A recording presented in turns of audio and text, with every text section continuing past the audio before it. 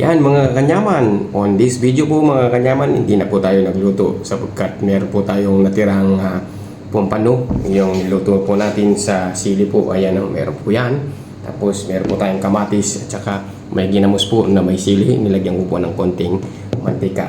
Basbasan po natin yung pagkain natin. Panginoon, maraming salamat sa pagkain at biyayang binigay mo sa araw na to. Kayo na po sana ang bahala sa amin. At ito po ay naalay po namin sa pangalan po ninyo. In Jesus' name, Amen.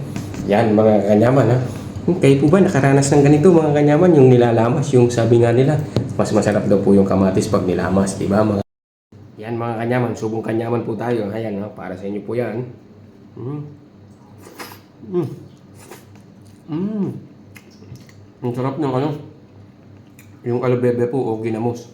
Yung bagong isda kung tawagin po. Ang sarap. Kanya man. Gantong kamatis po yung masarap po. Kaya naman.